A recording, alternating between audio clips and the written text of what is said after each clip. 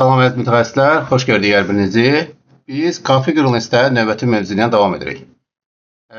Keçən mövzuda biz Active Directory-dan danışdıq, ayarları etdik və biz artıq administrator bölməsində B1 user ilə, hansı ki domain controller tərəfindən useri doğrulayıb daxil olduq.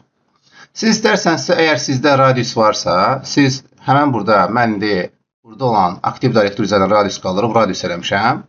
Eyni halda radiusu da əlavə edə bilərsiniz və radiusdan doğrulaya bilərsiniz. Sadəcə bizim burada qurduğumuz radiusun əsas anlamı çox şirkətlərdə two-factor authentication olaraq, yəni multi-factor authentication olaraq hər hansısa bir proxy qurulur şirkət daxilində. Misal üçün Duo olsun.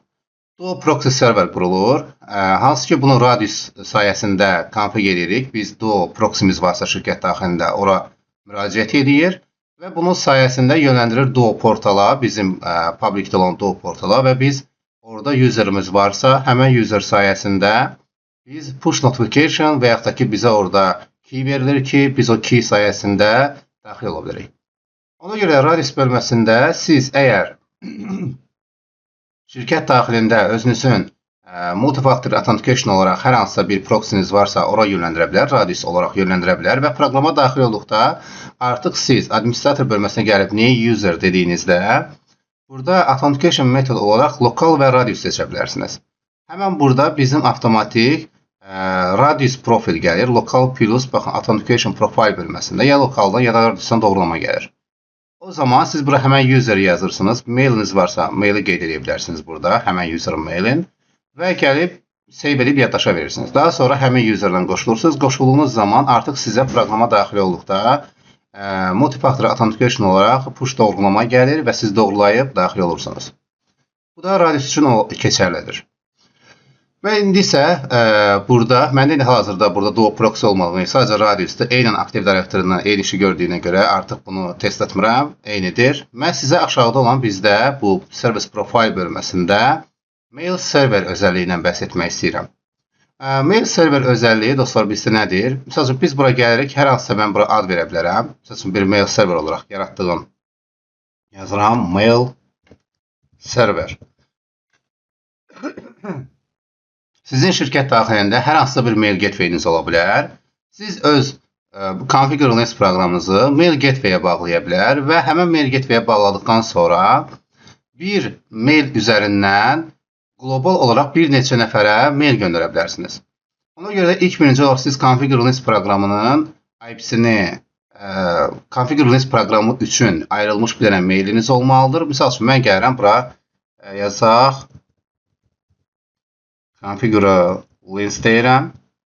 Sonra mail report yerinə. Bu sizin mail report bölməsində from hansı ki sizin sorğu keçəcəyiniz mail anlamını daşıyır. Misal üçün siz şirkət daxilində Configure list proqramı üçün bir dənə mail yarada bilərsiniz. Misal üçün report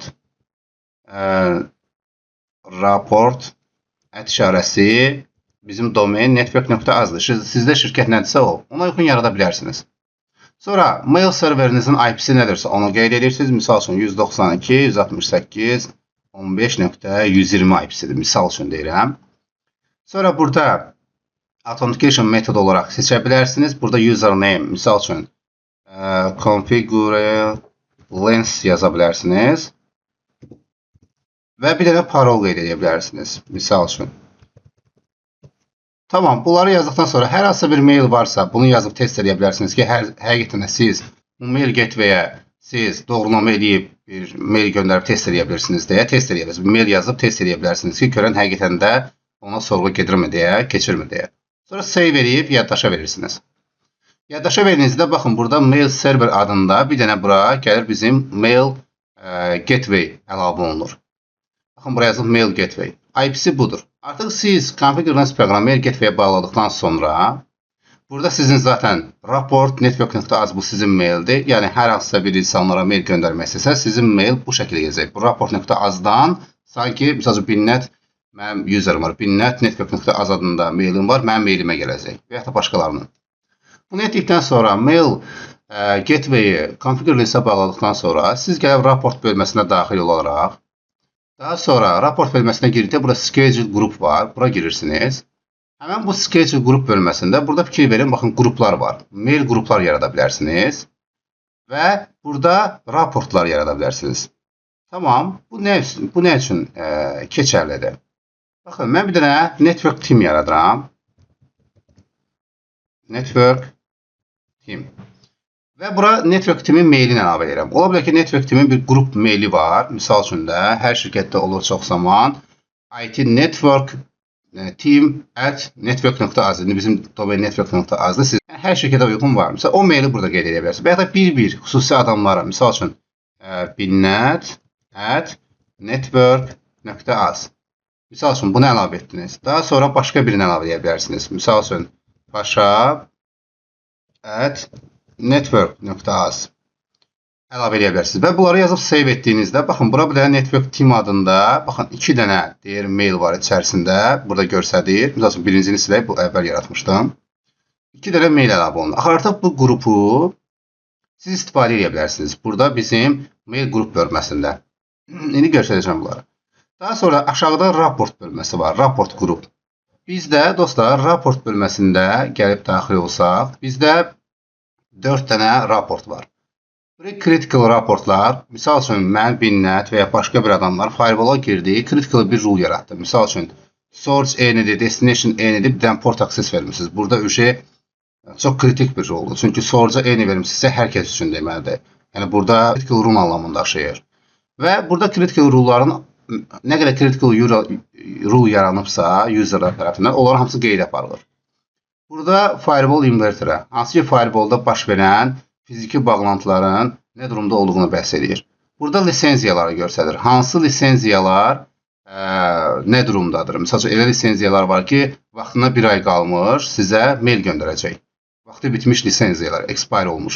Və ya da 1 həftə qalmış göndərir, sonra 6 gün, 5 gün, 4 gün, ən axırıncı günə kimi də bitənə kimi göndərir, sonra expire olduqdan sonra göndərmir. Eləcə də 1 ay ərzində qeydə alınmış konfliktlər zadlar nə olubsa onların raportunu göndərir. Yəni, mən indi burada gəlib, burada raport yerində, baxın, all raportu yaratmışam bir dənə. Bunun hamısını seçmişəm. Burada bir dənə name group yerinə, bir dənə all report adı vermişəm. Tamam, bunların hamısı keçərlidir. Ondan sonra mən nə edirəm? Mən gəlirəm burada bir ad yaradıram, mail report adı. Misal üçün,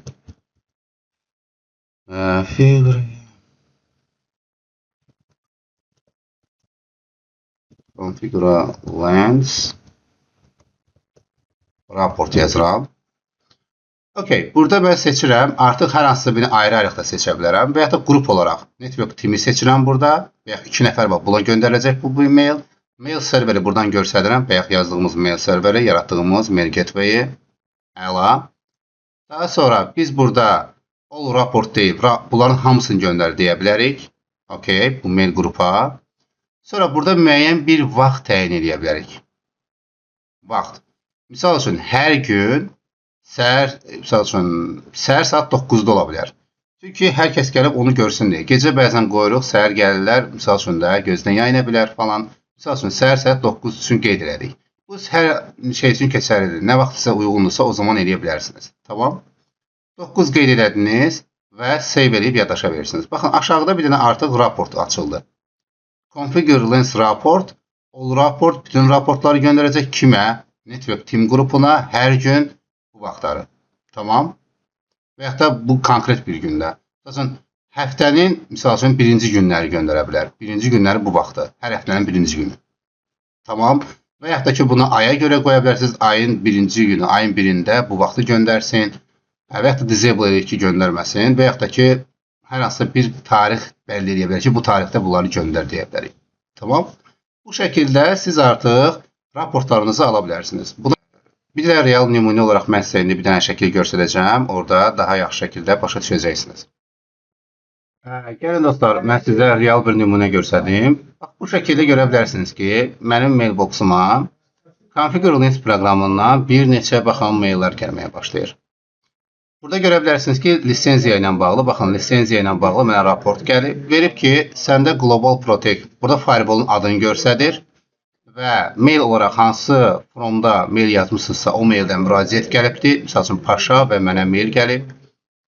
Configure Lens tərəfindən əla nədir? Lisans və sertifikatlarla bağlı alert. Bir dənə mail. deyir expire olur. Son deyir 7 gün qalıbdı bu hansı ki lisenziyanın bitməsinə və expire ən son zaman nə vaxt iyulun 17-sində deyir bitəcək. Və bu bizim üçün gözəldir ki, artıq raportu alırıq. Biz bunu aldıq, daha gözəl gördük, müraciət etdik, yenidən lisenziyanı qaldırdıq, daha yaxşıdır. Bu bəzən sizin gözünüzdən yayına bilər, görməyə bilərsiniz. Ona görə də bu sizin bu işlərinizi rahatlıq şəkildə həll edir. Və yaxud da ki, baxın, change different, yəni burada bizim mail raportda gördüyümüz, gəlin bunu aşağıda silək artıq. Gəlib bu raport bölməsinə girdikdə, burada bizim, baxın burada change critical activity raportlar bölməsi bu dayanmadan gələrdi. Kimlərsə critical bir polisi yazıbsa, onlar burada qeyd olunurlar. Siz də bu halda Configure Linux proqramı sayəsində öz server profil hissəsində öz daxili Configure Linux proqramınızı mail gateway-yə bağlaya bilər. Daha sonra isə raportlarınızı mail sayəsində avtomatik olaraq qrup halına salaraq bir neçə insanlara yaya bilərsiniz. Burada hal-hazırda misal üçün biz burada aşağıdakı özəllikdə baxın all raport etmişik. Amma sizdə ola bilər ki, deyirsiniz ki, lisenziyalardan bağlı olan raportları, misal üçün mən gəlib yeni birini yarada bilərəm burada. Misal üçün gəlin biz daha sonra qaydaq bura. All raport, buna daxil olmaq istəmirəm. Yeni bir bölmə tim yaradaram. Misal üçün də lisenziya ilə bağlı bir dənə mail yazaram. Sonra sırf burada bir dənə lisenziyalarla bağlı bunu seçərəm ki, bu raportu göndər, yaradaram. Daha sonra gəlib artıq mən burada Configure Linux raport lisenziya deyərəm və burada raport bölməsində yalnız bizim lisenziya raportunu seçərəm. Mail bu. Network team yox, amma bizim burada yazdığımız misal üçün lisenziya SOC üçün yaratmışam misal üçün. SOC-u mailin qeyd edib SOC-a göndərə bilərəm buradan ki, keçsin SOC-a. Avtomatik bizim Configure Linux'ın özünü yaratdığımız mail nədirsə, fromda burada qeyd etdiyimiz mail nədirsə, ondan müraciət edir həmən bu yazdığımız maillərə. Və onlara bildirir ki, lisenziya bitibdir, gedin lisenziyanı yeniləyin. Bu şəkillərə daha rahat şəkildə idarə edə bilərsiniz. Oldu, sağ olun, növbəti mövzuda görüşənədək. Bir də əlavə olaraq onu qeyd edim ki, bizim həmən bu raport mövzusunda qoyduğumuz tarix, həmən bu tarixdə indiyənə kimi var olan nə qədər, əgər bizdə ümumiyyətcə critical rule varsa, firewall inverterlə nələr baş verirsə, lisenziyalarla bağlı ümumi məlumat nə varsa, ümumi konfiglərlə bağlı son 30 gün konfig nədirsə, onunla bağlı raportlar verir. Bu, ümumi tarix olaraq hər gün bu vaxtda sizə raport verir.